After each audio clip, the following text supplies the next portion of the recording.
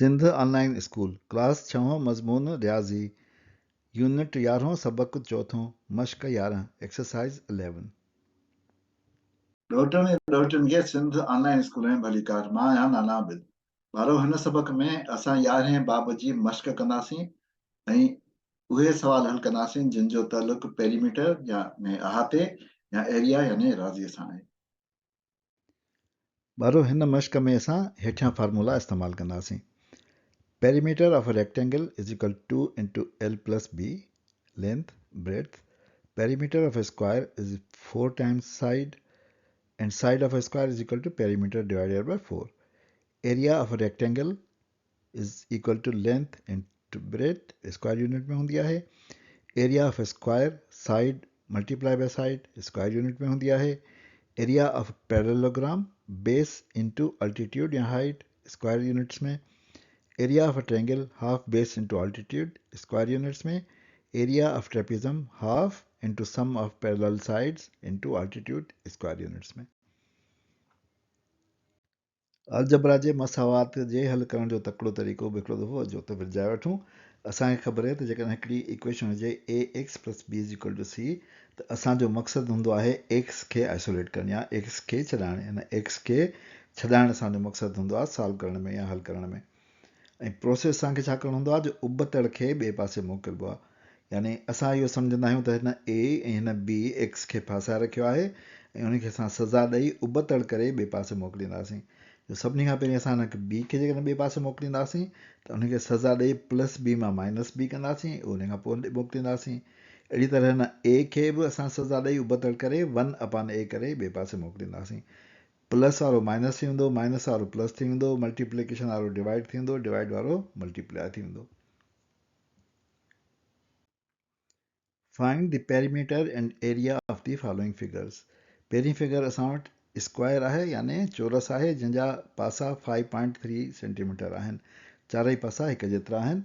ऐं ॿी फिगर असां वटि मुस्ततील आहे यानी रेक्टेंगल आहे। हिकिड़ो साइड 11 सेंटीमीटर ऐं ॿी साइड 8 सेंटीमीटर। सभिनी खां पहिरीं असां अचूं था चौरस ते। इनखे असां हर साइड खे असां ए चई सघूं था ऐं हिन जी एरिया जेको आहे उहो थींदी ए मल्टीप्लाई बाय ए ऐं पेरीमीटर थींदो 4 मल्टीप्लाई बाय ए, जेको फार्मूला असां ॾिसी चुकासीं। जेकॾहिं असां मुस्ततील खे ॾिसूं त असां वटि हिन जी ब्रेड थींदी बी जेका 8 सेंटीमीटर हूंदी, लेंथ थींदी एल जेका थींदी 11 सेंटीमीटर ऐं इन में जेके फार्मूला असां इस्तेमालु कंदासीं उहे आहिनि एरिया थींदी लेंथ इंटू ब्रेथ ऐं पेरीमीटर थींदो ट्वाइस लेंथ प्लस ब्रेथ।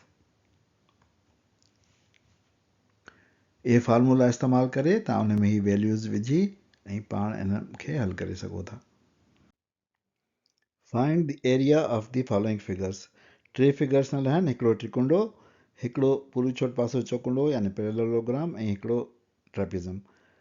मापूं असांखे जेके घुर्बल आहिनि उहे सभु ॾिनल आहिनि, फार्मूला असांखे ख़बर आहिनि, सो ही मापूं असां हिते मार्क कयूं ऐं हिन फार्मूले सां हाफ बेस इंटू हाइट सां ट्रेंगल जी, बेस इंटू हाइट सां पूरी छोट पासो चौकुंडो जी ऐं ट्रेपेज़म जी half height multiply by product of base 1 and base 2।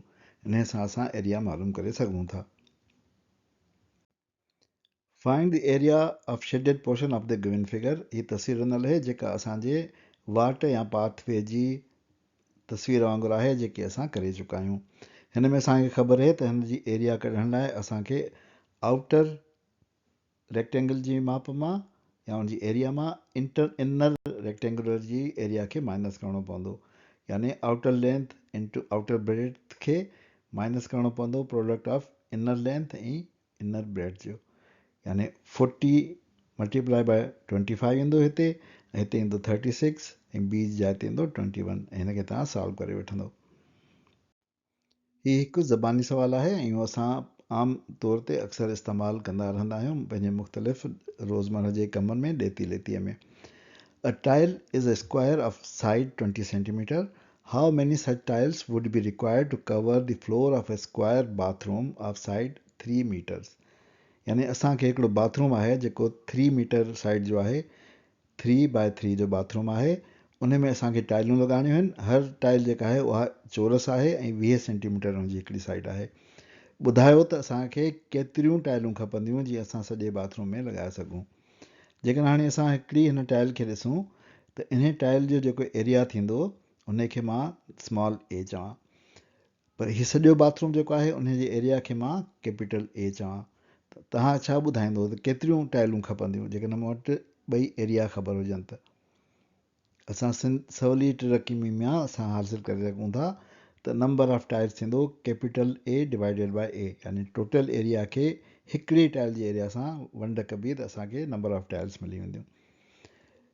Area असांखे ख़बर आहे त ॿई स्क्वायर आहिनि, हीअ बि स्क्वायर आहे ऐं बाथरूम बि स्क्वायर आहे, सो इन जी एरिया असां साइड बाय साइड खे मल्टीप्लाए करे ऐं वठी सघंदासीं या कढी सघंदासीं।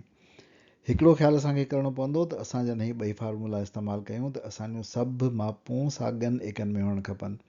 हिते तव्हां ॾिसी सघो था त टाइल जी माप सेंटीमीटर में आहे पर बाथरूम जी माप मीटर में आहे, उनजे करे अचो त असां बाथरूम जी माप खे बि सेंटीमीटर में कयूं। सेंटी जो मतिलबु 100 त 3 मीटर थींदो, 100 सेंटीमीटर हिकिड़ो मीटर थींदो ऐं 3 जो थींदो 300 मीटर।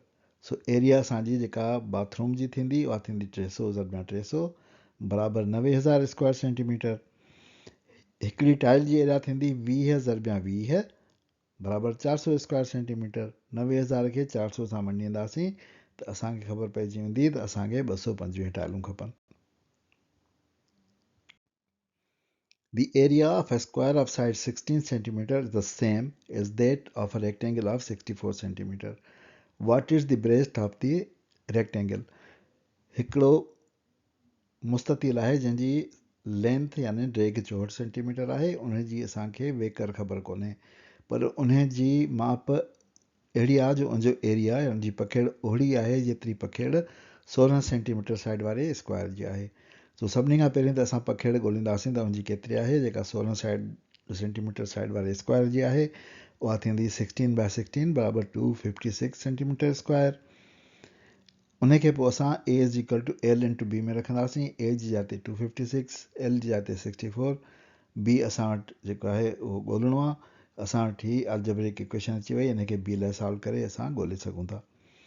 अहिड़ी तरह area of triangle is 72 centimetre, it's height is 8 centimetre, find its base. उन में असां ए जी जाइ ते 72 रखियो, एच जी जाइ ते 8 रखियोसीं, बी लाइ सॉल्व कंदासीं त असां ॻोल्हे सघूं था। टियों सवाल बि बिल्कुलु साॻी तरीक़े जो आहे, उन में असांखे बी मिलियल आहे पर एच ॻोल्हणो आहे। उन में बि असां अहिड़े क़िस्म जो अलजेब्रिक इक्वेशन ठाहे उनखे सॉल्व कंदासीं। अठों सवाल आहे the sides of right angle triangle forming the right angle are 12 centimetre and 9 centimetre. Triangle आहे, उन जी पखेड़ ॻोल्हणी आहे, पखेड़ थींदी हाफ बेस इंटू अल्टीट्यूड। असां यादि रखंदासीं त उमूद आहिनि ॿई उन जा पासा, छो त राइट एंगल ट्रायंगल आहे, गूनी कुंड वारो त्रिकुंड आहे त उहे पासा जेके गूनी कुंड ठाहिनि था हिक ॿिए ते उमूदी आहिनि। उन में जेकॾहिं हिकिड़ो त बेस आहे ऐं ॿियो हुनजो उमूद आहे, यानी असांखे ॿई मापूं ख़बर आहिनि। गूनी कुंड वारे त्रिकुंड में गूनी कुंड ठाहींदड़ ॿई पासा उमूद हूंदा आहिनि। In triangle ABC, CD is perpendicular to AB such that AB is 18 centimeter and CD is 7.5 centimeter. Find the area of triangle. असांखे बेस ख़बर आहे, असांखे अल्टीट्यूड या हाइट ख़बर आहे, ही फार्मूला इस्तेमालु करे असां कढी सघूं था। सवाल नंबर 10, 11 ऐं 12 पैरेललोग्राम जे एरिया जे मुतलिक़ आहिनि। उन में हिन में एरिया ॻोल्हणी आहे, हिन में हाइट ॻोल्हणी आहे, हिन में हिकिड़ी साइड ॻोल्हणी आहे। असांखे ख़बर आहे त असां फार्मूलो जेको इस्तेमालु कंदा आहियूं उहो आहे half H into bracket B1 plus B2। हिन में एच हाइट आहे, B1 हिकिड़ी साइड आहे, B2 ॿी साइड आहे। जेकॾहिं मां हिन खे हिननि रंगनि सां कोड कयां, एरिया ए खे साओ, हिन खे नीरो, हिन खे पीलो, हिन खे नारंगी, त 10 सवाल में असांखे ख़बर पइजी वेंदी त कहिड़ी शइ किथे लॻाइणी आहे। अहिड़ी तरह 11 सवाल खे बि तव्हांखे गौर सां ॾिसंदो तव्हांखे ख़बर पइजी वेंदी त कहिड़ी शइ किथे लॻाइणी आहे ऐं छा असांखे कढणो आहे। ऐं असां अलजेब्रिक इक्वेशन ठाहे हिननि टिनी सवालनि जो ऐं घुरबल वैल्यू आराम सां हासिलु करे सघूं था। Find the area of shaded portion in the adjacent figure. हीउ जेको स्लेटी रंग जो पोर्शन आहे इन जी असांखे एरिया ॻोल्हणी आहे। इन लाइ असां छा कंदासीं, जो असां तसवर कंदासीं त असां वटि हीउ पैरेललोग्राम आहे। जंहिंजा असांखे पासा ॾिनल आहिनि, सभु ॿई पासा बराबरि आहिनि, 6 सेंटीमीटर ऐं हाइट ॾिनल आहे। इन जी एरिया असां ॻोल्हे सघूं था। इन मां जेकॾहिं मां हिन त्रिकुंडे जी एरिया खे कटे छॾियां त मूंखे घुर्बल एरिया मिली वेंदी, या एराज़ी जेका पुछे थो उहा मिली वेंदी। त्रिकुंडीअ जी बि असांखे हाइट बि ख़बर आहे ऐं असांखे बेस बि ख़बर आहे, उनजे करे मां उनजी एरिया बि कढी सघूं था। यानी जेकॾहिं मां ॾिसां त ए बी सी डी जेको पैरेललोग्राम आहे उन मां ट्रायंगल ए डी ई जी एरिया खे माइनस कयां त मूंखे घुर्बल एरिया मिलंदी। यानी required area is equal to area of parallelogram A B C D minus area of triangle A D E. सवाल नंबर 14 में फिल इन द ब्लैंक्स करणा आहिनि, यानी हिननि सभिनी जा ख़ाल भरणा आहिनि। ही सभु सवाल तव्हां आराम सां सवलाई सां करे सघो था, छो त तव्हांखे सभिनी जी ख़बर पइजी चुकी आहे। तव्हां इहे सवाल पहिरीं पाण कयो, पोइ जेकॾहिं तव्हां खां चेक करिणो हुजे त अचो त असां चेक कयूं त असां कीअं कयो आहे। सो मां तकिड़ो तकिड़ो हिननि सभिनी ते हलंदो वेंदुसि ऐं तव्हां उनखे पढ़ंदा वञिजो। Area is commonly measured in square length units. Perimeter is commonly measured in length units.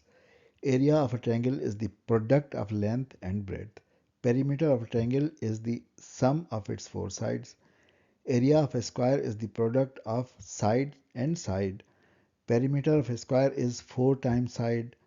Formula for finding perimeter of a rectangle is 2 multiplied by sum of length and breadth. Formula for finding area of a parallelogram is A is equal to L into H. Formula for finding area of a triangle is half base into height and altitude. And सभिनी खां आखिरी area of trapezium is half height multiplied by sum of two bases.